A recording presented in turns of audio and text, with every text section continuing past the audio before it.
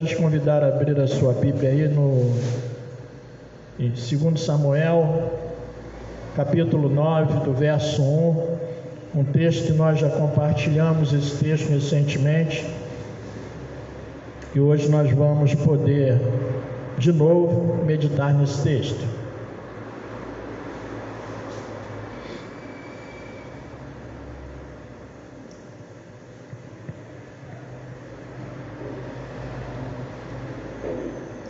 Capítulo 9, que mostra a ação benéfica de Davi para com um homem chamado Mefibosete, filho de Jonatas. Amém? Achamos aí?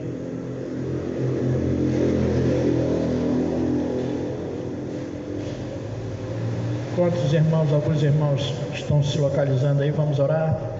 Pai, nós queremos te agradecer por essa manhã, por tudo que vivemos até aqui, por essa expressão de adoração que já vimos por meio da dança, por meio dos louvores, e agora que vamos compartilhar da Tua Palavra, Senhor, que o Senhor possa falar de forma profunda aos nossos corações, que eu seja aqui mero canal, mero instrumento Seu, que Teu Espírito Santo ministre a Tua igreja nessa hora, ministre aqueles que vão estar ao alcance desse vídeo, que nós possamos ser abençoados por Ti, Pai, em nome de Jesus, amém.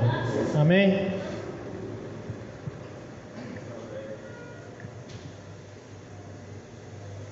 Então esse texto nós já tivemos a oportunidade de compartilhar sobre ele algumas semanas atrás, mas nós estamos voltando a ele como base de promessa, que esse ano nós estamos meditando acerca das promessas de Deus para nós. Então diz assim, segundo livro de Samuel, capítulo 9, a partir do verso 1, em certa ocasião Davi perguntou: resta ainda alguém da família de Saul a quem eu possa mostrar lealdade por causa de minha amizade com Jonatas? Então chamaram Ziba, um dos servos de Saul, para apresentar-se a Davi. E o rei lhe perguntou: você é Ziba? Sou teu servo, respondeu ele. Perguntou-lhe Davi: resta ainda alguém da família de Saul a quem eu possa mostrar lealdade de Deus? Respondeu Ziba: ainda um filho de Jonatas aleijado dos pés. Onde está ele? Perguntou o rei. Ziba respondeu: na casa de Maquir, filho de Amiel, em Lodebar. Então o rei Davi mandou trazê-lo de Lodebar. Quando Mefibosete, filho de Jonatas e neto de Saul, compareceu diante de Davi, prostou-se com o rosto em terra. Mefibosete? Perguntou Davi. Ele respondeu: sim, sou teu servo. Não tenha medo, disse-lhe Davi, pois é certo que eu te tratarei com bondade por causa de minha amizade com Jonatas, seu pai. Vou devolver todas as terras que pertenciam ao seu avô Saul, e você comerá sempre à minha mesa. Mefibosete prostou-se e disse: quem é o teu servo para que te preocupes com um cão morto como eu? Então o rei convocou Ziba e disse-lhe: devolvi ao neto de Saul, seu senhor, tudo o que pertencia a ele e à família dele. Você, seus filhos, seus servos cultivarão a terra para ele, e você trará colheita para que haja provisões na casa do neto de seu senhor. Mas Mefibosete comerá sempre à minha mesa. Ziba tinha 15 filhos e 20 servos. Então Ziba disse ao rei: o teu servo fará tudo o que o rei meu senhor ordenou. Assim Mefibosete passou a comer à mesa de Davi como se fosse um dos seus filhos. Mefibosete tinha um filho ainda jovem chamado Mica, e todos os que moravam na casa de Ziba tornaram-se servos de Mefibosete. Então Mefibosete, que era aleijado dos pés, foi morar em Jerusalém e passou a comer sempre à mesa do rei. Então, como vimos nessa história, e nós já meditamos nela algumas semanas atrás, algum tempo atrás, nesse momento aqui, Davi, já rei de Israel, já havia sido dito rei de Israel, já tinha assumido o trono, governo sobre Israel, sobre Judá, sobre todo Israel. Aqui Saul já havia morrido, que era o rei anterior a ele. Aqui Jonatas, filho de Saul, já havia morrido. E aí Davi se encontra nesse momento aqui, e ele havia feito uma aliança com Jonatas. A gente pode ver isso lá no livro de 1 Samuel, no capítulo 20, a partir do verso 14 ao 17, da aliança que eles fazem. E Jonatas faz um alerta para Davi e pede a Davi, pela amizade que eles tinham, pela aliança que estavam fazendo naquele momento, se ele permanecesse vivo, assim que Davi assumisse o trono, ele usasse de benevolência com ele, fosse bondoso com ele, mas caso ele não existisse mais, que isso fosse estendido, fosse transferido para a sua descendência, para os seus descendentes. E aí isso acontece, né? Porque Jonatas já sabia que Davi iria assumir o trono, e não ele como sucessor natural do pai, porque ele era filho do rei, filho de Saul. Ele já sabia disso. E aí ele acerta com Davi, faz essa aliança com Davi, e isso acontece, Davi assume o trono. E nesse contexto aqui, que diz da condição física de Mefibosete, que ele era aleijado, nós vemos lá o que aconteceu, como aconteceu. Segundo Samuel, no capítulo 4, no verso 4, diz lá o que aconteceu quando chega a notícia da morte do seu avô e do seu pai. Ele tinha 5 anos de idade, ele era cuidado por uma ama, e ela na pressa foge e o deixa cair, e a partir desse acidente ele fica nessa condição física. E aí diz aqui, já mostra mais na frente, que ele morava na casa de um homem chamado Maquir, lá em Lodebar, um homem que acolheu Mefibosete. E diz também que ele tinha um filho chamado Mica, né? Ele, que era filho de Jonathan, neto de Saul, né? Ele perde o pai, perde o avô aos 5 anos. Então, nessa idade de 5 anos, ele foi criado sem essa figura paterna do seu pai, sem o pai, porque o pai havia falecido. Mas ele é acolhido por esse homem, Maquir, né? Ele é acolhido por esse homem, e depois diz que ele tem um filho, né? Ele se torna pai, e depois Davi o chama, né, para viver com Davi, para sentar na sua mesa, e devolve todos os bens que eram do seu avô, que eram de Saul, que estavam, acredito, ao encargo de Ziba, que devia ser mordomo lá, e estava administrando, provavelmente estava até usufruindo daquilo que era de Saul, mas ele manda devolver. Financeiramente ele faz uma restituição, materialmente ele faz uma restituição. Na condição dele, né, do acidente que ele sofreu, aleijado dos pés, ele provavelmente era impedido de ter algumas atividades, e aí esse impedimento físico não o impediu de ser abençoado materialmente, porque Davi vai e coloca Ziba e os filhos de Ziba para que trabalhassem para Mefibosete.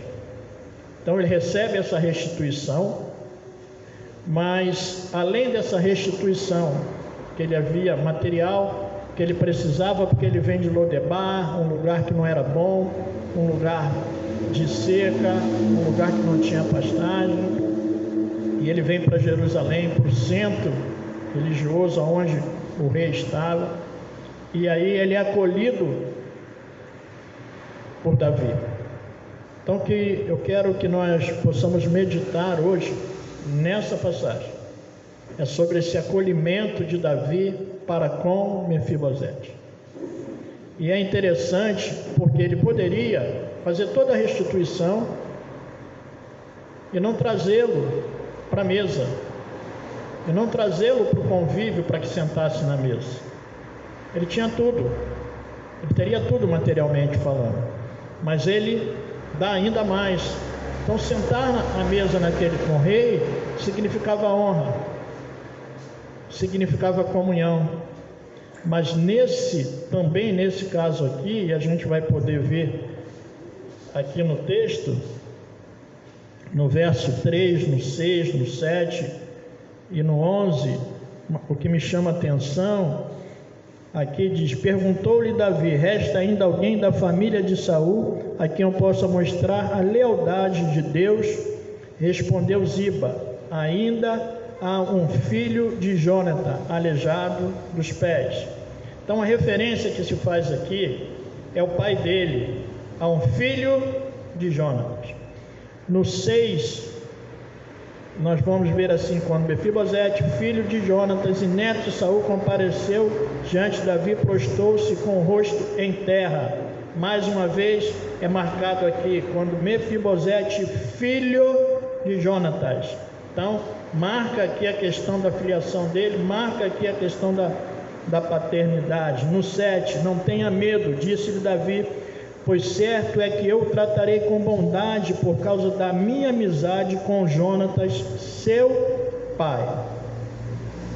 E no 11, então Ziba disse ao rei: teu servo fará tudo que o rei meu senhor ordenou. Assim Mefibosete passou a comer à mesa de Davi como se fosse um dos seus filhos. Então o texto, ele é marcado, ele é destacado, a ênfase nessa filiação e nessa paternidade. E o tema da nossa meditação hoje é a importância da paternidade para vivermos as promessas de Deus. A importância da paternidade para vivermos as promessas de Deus. Mefibosete, ele recebeu benefícios da parte de Davi por conta da sua paternidade, por conta do seu pai, ou por conta da sua filiação, porque ele era filho de Jonatas. E por ser filho de Jonatas, ele foi abençoado por Davi. Então, nesse contexto aqui, a paternidade fez a diferença, porque Davi tinha uma aliança com seu pai anterior, e ele foi beneficiado por essa aliança, por essa paternidade. E aqui diz que ele tinha um filho chamado Mica. E esse filho, por ser filho de Mefibosete, também foi abençoado. Então ele é abençoado, seu filho também é abençoado.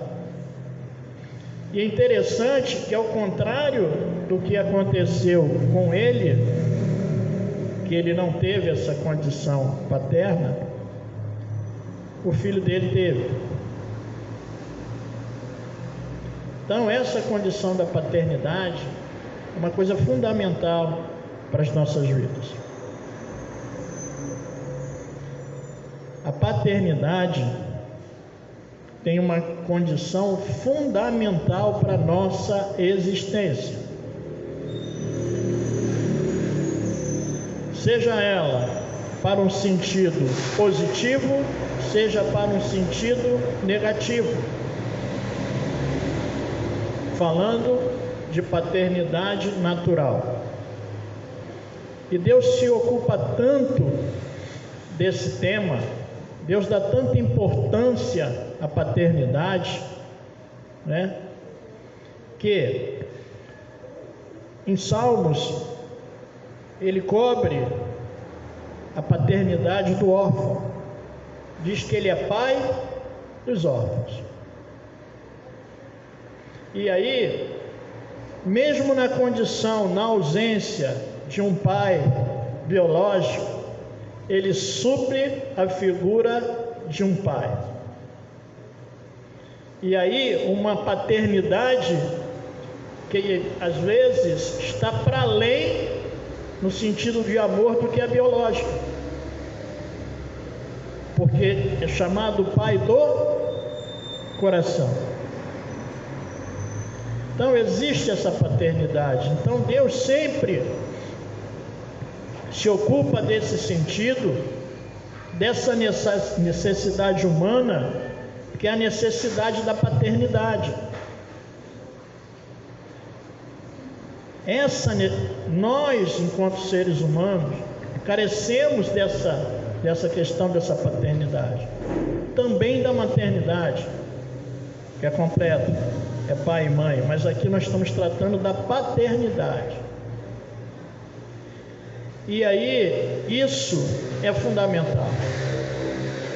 Agora, nesse contexto de que ele perde o pai com 5 anos. A Bíblia não mostra em detalhes, mas eu creio que Maquir fez essa função. Maquir cuidou dele lá. Maquir, de certa forma, o adotou. E Maquir era um benfeitor. Mais na frente, quando Davi está em fuga, lá no conflito familiar com Absalão, 3 ou 4 pessoas cuidam lá, levam alimentos para Davi, dão suporte a Davi, e Maquir está presente. Maquir era um benfeitor. Então, ele cuidou, creio que ele cuidou ali. E aí, isso me chama a atenção, isso é muito interessante. E de acordo com a Bíblia, nós temos 2 tipos de nascimento. Nós temos o nascimento natural, nascimento físico, e temos o nascimento espiritual. Vamos dar uma olhada no Evangelho de João, para que a gente possa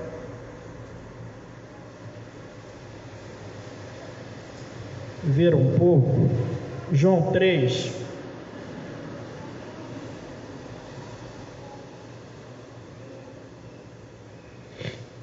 João 3, a partir do verso 1, é o encontro de Jesus com um homem chamado Nicodemos.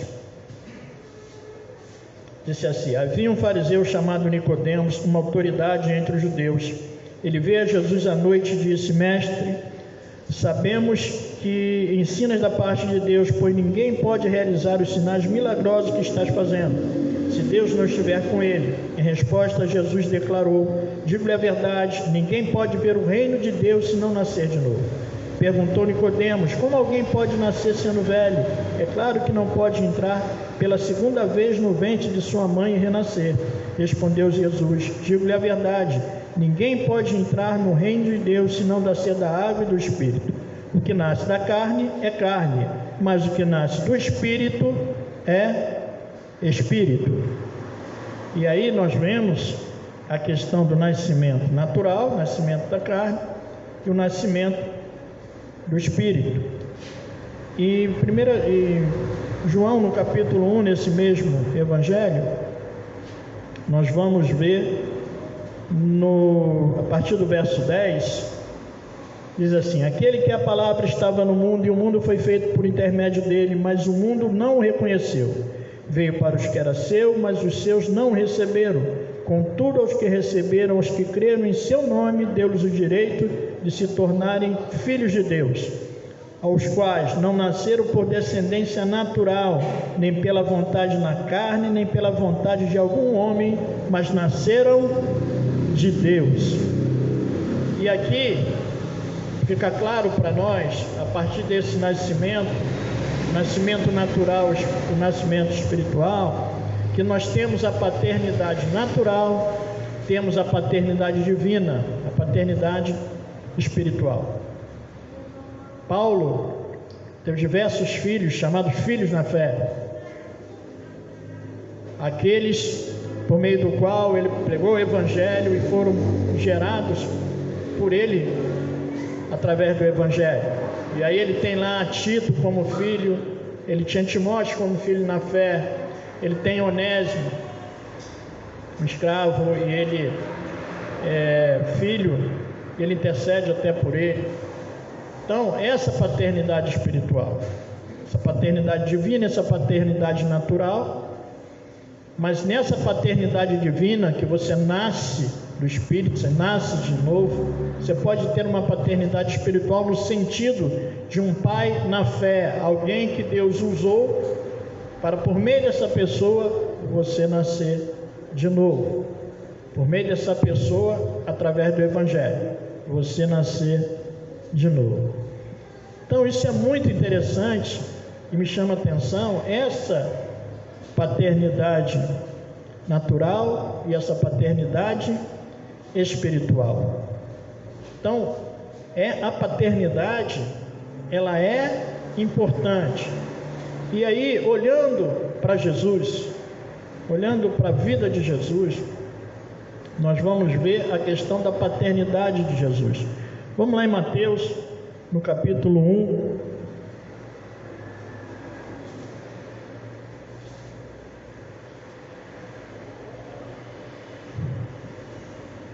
Mateus capítulo 1, a partir do verso 18,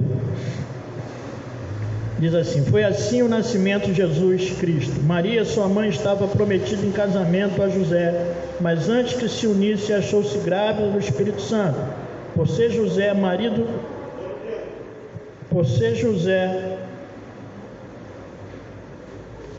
seu marido, um homem justo, e não querendo expô-la à desonra pública, pretendia anular o casamento secretamente. Mas depois de ter pensado nisso, apareceu-lhe um anjo do Senhor em sonho e disse: José, filho de Davi, não tema receber Maria como sua esposa, pois o que nela foi gerado procede do Espírito Santo. Ela dará à luz um filho, e você deverá dar-lhe o nome de Jesus, porque ele salvará o seu povo dos seus pecados. O que nela foi gerado pelo Espírito Santo. E aí, nesse mesmo evangelho, no capítulo 3, no verso 16 e 17, depois do batismo de Jesus, diz assim: assim que Jesus foi batizado, saiu da água. Naquele momento, o céu se abriu e ele viu o Espírito de Deus descendo como pomba e pousando sobre ele. Então uma voz do céu diz: Este é o meu Filho amado, de quem me agrado. Este é o meu Filho amado, de quem me agrado. Filho de quem? Filho de quem? Filho de quem? Filho de quem? Amém. Filho de Deus. Mateus, no capítulo 13, esse mesmo evangelho, 13 a partir do 53.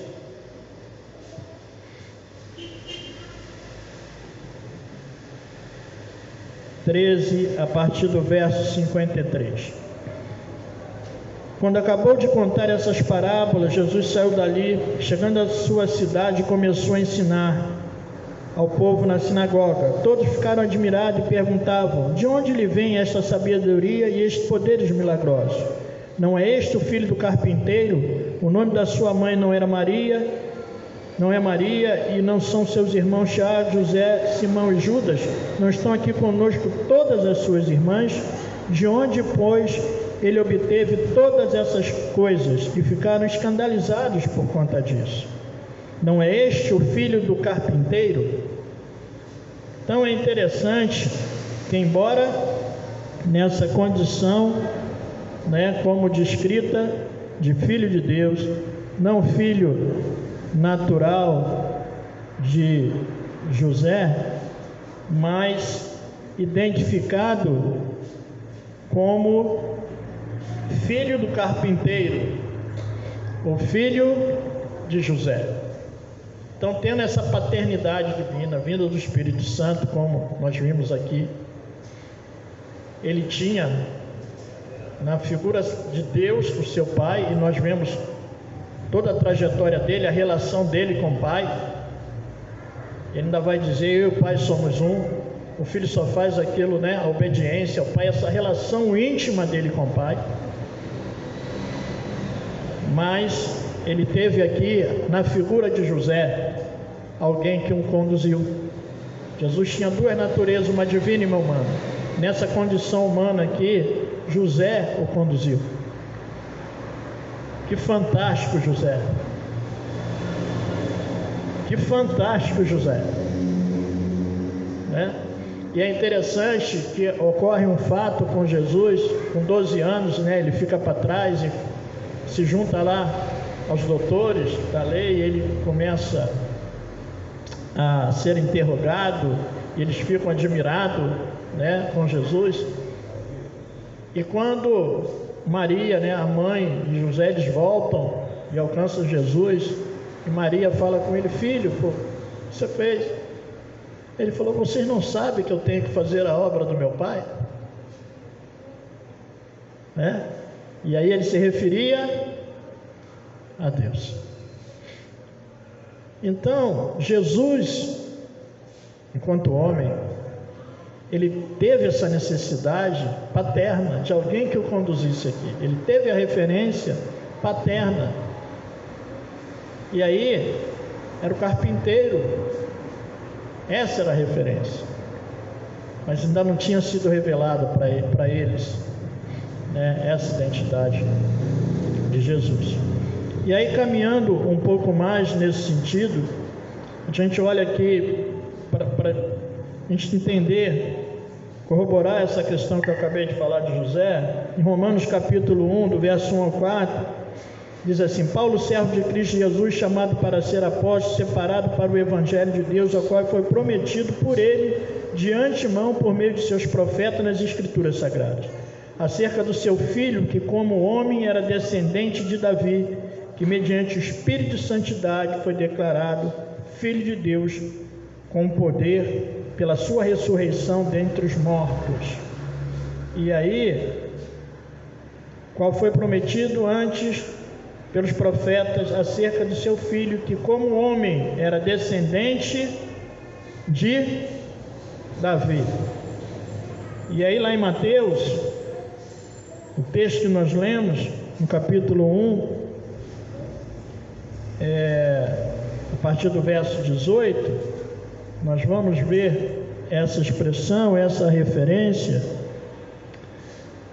Diz assim: mas depois, pensando nisso, apareceu-lhe um anjo, falando com José, em sonho, e disse: José, filho de Davi. Então, se os profetas vinha indicação que ele seria filho de Davi, e aí nós vamos ver aqui a descendência de José nessa linhagem. Aqui você tem a genealogia de Jesus, que dá toda essa linhagem aqui. Então, até aqui nós podemos ver a importância da paternidade. E aí nós vamos agora para um personagem que nós gostamos muito, chamado Abraão. E nós vamos ver a questão da paternidade de Abraão. E em condições naturais, nós vemos lá os filhos naturais de Abraão. Nós vemos Ismael, que Sara, por uma questão de ansiedade, quis passar à frente de Deus da Agar, a escrava, a serva, e nasce Ismael. E depois nós vemos lá ver Isaac, que era o filho da promessa, e depois tem outros filhos. Então, isso é a descendência natural de Abraão. E essa descendência natural de Abraão, ela cresceu assustadoramente, cresceu muito, e ela se multiplicou de forma grandiosa, como Deus havia prometido lá no Egito. Isso gerou uma situação lá no Egito, que os egípcios ficaram com medo, e era tão interessante porque chegou um momento que a ordem era: se nascer um menino aí hebreu, mata, não deixa seguir não. E aí nós conhecemos a história de Moisés. Moisés é escondido lá com o propósito de Deus.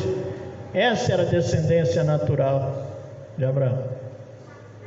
Mas Abraão teve essa paternidade natural, mas Abraão tem uma paternidade espiritual.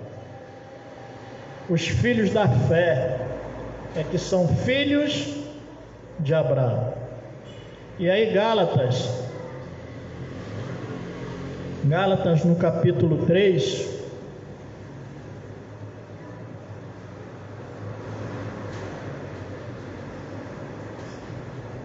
Gálatas capítulo 3, verso 7 ao 9, diz assim: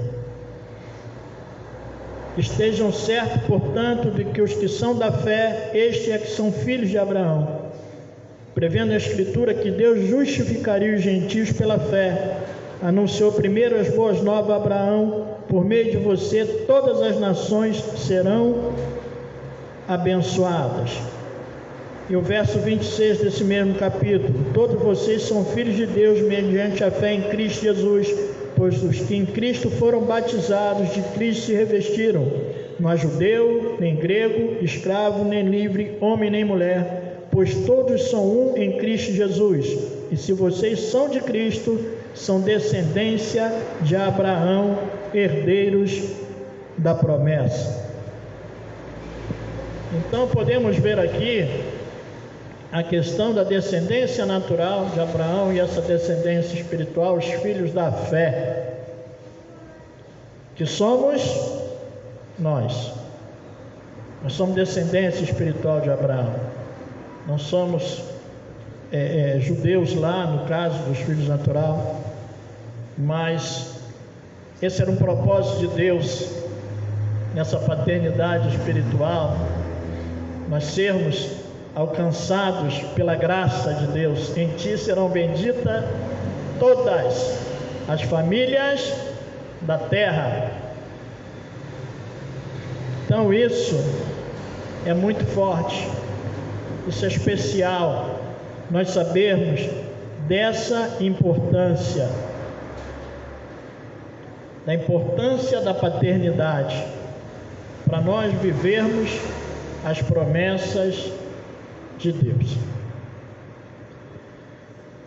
Então, independente da minha condição de paternidade natural, independente da minha condição de paternidade natural, a paternidade espiritual, ela me leva a desfrutar das promessas de Deus e das bênçãos de Deus. Então, não importa a sua origem, não importa de quem você nasceu. Em João 1,12, mas a todos quantos receberam, deu-lhes o poder de serem feitos filhos de Deus. Então você tem uma paternidade do alto, querido, você é filho de Deus. E essa paternidade faz toda a diferença para você viver as promessas de Deus. E aí, 2 Coríntios capítulo 5, verso 17, Paulo vai dizer: portanto, o que alguém está em Cristo, nova criatura é. As coisas velhas já passaram, eis que tudo se fez novo. Independente da sua origem, independente das consequências, você nasceu de novo. Você foi acolhido por um Pai que te ama, que enviou seu Filho por amor. Ele nos ama, querido. Então, independente de qualquer circunstância, se seu pai é maravilhoso, amém. Se seu pai tem sido um excelente pai, amém, que ele continue a ser, que Deus dê graça. Mas não esqueça que seu pai pode falhar, porque seu pai é humano. Mas a paternidade que você tem aqui, não, porque esse pai aqui não falha. Esse pai aqui não ama um pouquinho hoje e um pouquinho amanhã. Ele ama de forma plena, ele ama total, ele me ama, ele te ama.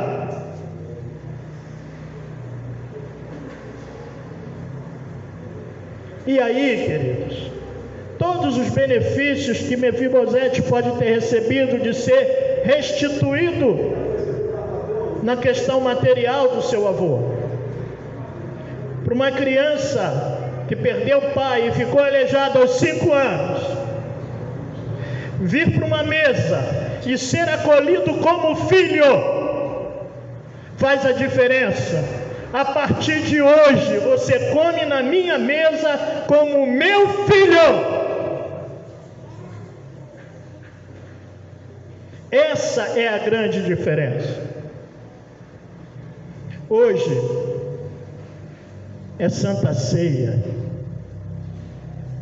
Assim como Mefibosete teve a oportunidade de sentar naquela mesa de comunhão com o rei, eu e você, por sermos filhos de Deus, termos tornados filhos de Deus, Nós hoje vamos sentar à mesa, sentamos à mesa, vamos cear com Ele, com o Pai. E os benefícios que nós recebemos dessa paternidade do alto: primeiro, nós fomos perdoados, nós fomos reconciliados com Deus, como diz lá em Coríntios. Eu e você estávamos perdidos, como ovelha que não tem pastor, estávamos desgarrados, éramos inimigos de Deus. Mas Deus, por meio do seu Filho, nos tornou filho e nos reconciliou com Ele.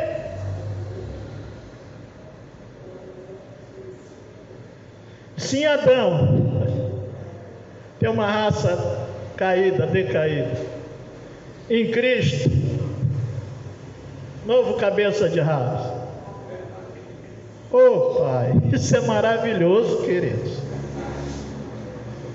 É reconciliação, querido. É regeneração, é justificação e é santificação. É nascer de novo, ser regenerado, é ser justificado, é ser absolvido, justificado por Deus. Deus olha para nós em Cristo e nos tem na condição de justo, não mais na condição de condenado, santificado, separado para Ele. Nós somos propriedade dEle. Eu sou do meu Pai, propriedade dEle. Entendeu a dignidade que você tem a partir dele? Entende a honra que Mefibosete recebeu? Entende agora quem é você, a nova posição a partir de Cristo? Quem é você agora a partir de Cristo? Essa paternidade, querido. E aí, nessa paternidade, Davi fala: ó, a partir de agora você senta comigo, você tem comunhão comigo, você está junto comigo. Então, nessa nova paternidade, nessa paternidade de Deus para nós, nós temos a comunhão com o Pai. Nós fomos só reconciliados, mas temos a comunhão com o Pai. E Davi fala para Mefibosete, e para Ziba ele falou: a partir de agora ele vai comer para sempre na minha mesa. Trazendo isso para nós fomos reconciliados, nós fomos regenerados, nós temos a comunhão, mas vamos viver com Ele para sempre, eternidade, para sempre. Amém? Então essa paternidade, aí nós vamos entender a importância da paternidade para que nós possamos viver as promessas de Deus. Existem promessas de Deus, querido, que são universais. O sol vem para o justo e para o injusto. O generoso prosperará. Aquele que se humilha será exaltado. Quem se exalta será humilhado. É uma condição geral. Agora, tem promessas, benefícios, que é só para nós, os filhos de Deus. Aí você ouve as pessoas falar: todo mundo é filho de Deus. Não. E aí tem benefício para os filhos de Deus. Eu costumava brincar com as irmãs na cantina, né? Que eu ia ser atendido, eu falava: ó, me atende da maneira melhor, hein? Eu quero ser atendido bem, né? Me atende bem, e se não me atender bem, eu vou reclamar com meu pai, e meu pai é dono de tudo aqui. Eu brincava com ela. Aí uma irmã fala: misericórdia. Eu digo: não, irmã, ele é um pai de amor. Você também é filho, é o nosso Pai. Então é esse Pai, querido. É esse Pai. Agora é interessante, porque nós estamos estudando escatologia lá, né? E estamos lá vendo a questão da tribulação, grande tribulação, e vendo lá um período que Deus vai tratar com os judeus, né? Não mais com nós, os gentios, não mais conosco, a igreja, mas com os judeus. E aí, Romanos capítulo 11, no verso 1.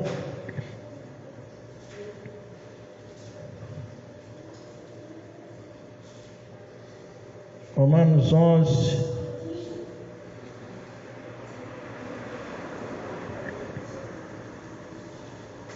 capítulo 1,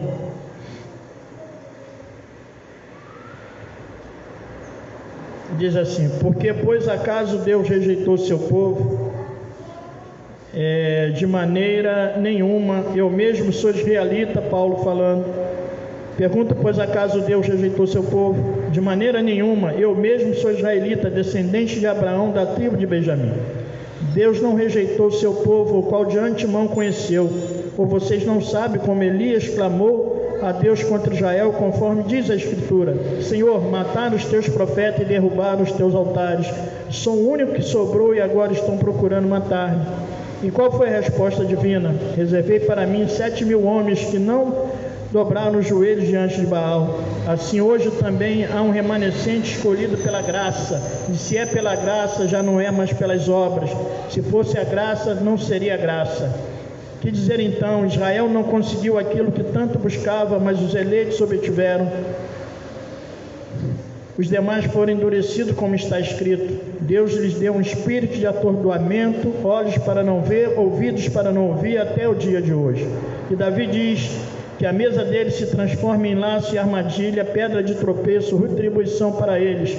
Escureçam seus olhos para que não consigam ver, e as suas costas fiquem encurvadas para sempre. Verso 11, novamente pergunta: acaso tropeçaram para que ficassem caídos? De maneira nenhuma. Ao contrário, por causa da transgressão deles veio a salvação para os gentios, para provocar ciúme em Israel. Mas se a transgressão deles significa riqueza para o mundo e o seu fracasso riqueza para os gentios, quanto mais significará a sua plenitude?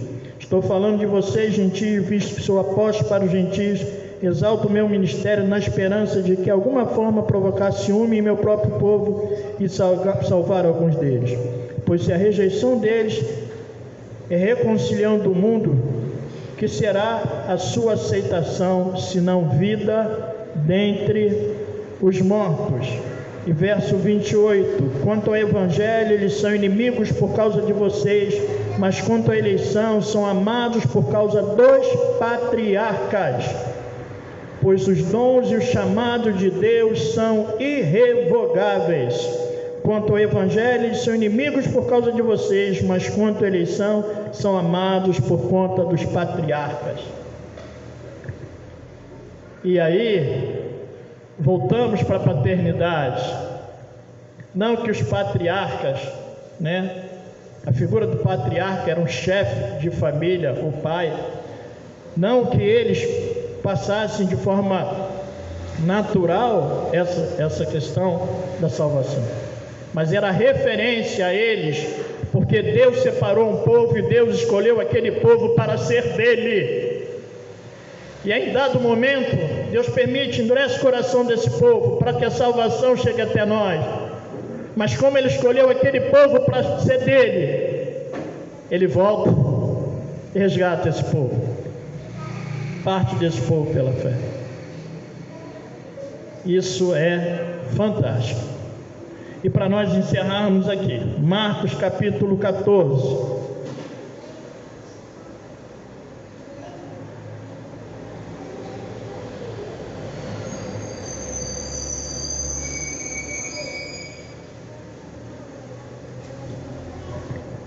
Marcos capítulo 14, a partir do verso 32.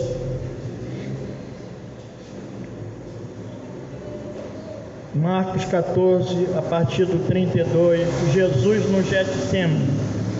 Então foram para um lugar chamado Getsemane, e Jesus disse aos seus discípulos: sente-se aqui enquanto vou orar.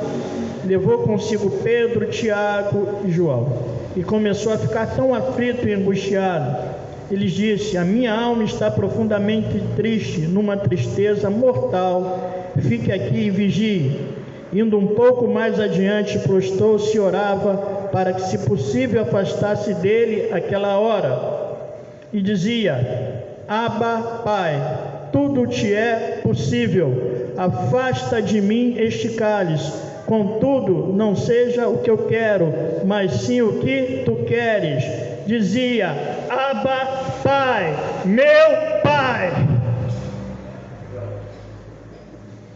Comunhão íntima com o Pai, meu Pai. Aleluias. Não seja o que eu quero, mas seja o que tu queres. Pai, Abba, Pai. Abba, uma expressão aramaica. O aramaico era a língua que se falava no contexto de Jesus. Abba, Pai, meu Pai. Abba, Pai, meu Pai. Amém? Entendeu a importância da paternidade para viver as promessas de Deus? De quem você é filho? Do Pai eterno. Interessante, quando Davi parte para Golias, depois daquele contexto todo lá, quando ele parte para Golias, Saul pergunta ao seu comandante Abner, fala assim: Abner, de quem é mesmo filho esse menino? Ele falou: é filho de Jessé, né? Amém? De quem é mesmo? De quem mesmo? A Josânia é filha? De quem mesmo? De quem mesmo o Bruno é filho? De quem é filha Renata? Sueli é filha de quem? Francisco é filho de quem? Nós somos filhos de quem? Vamos colocar de pé.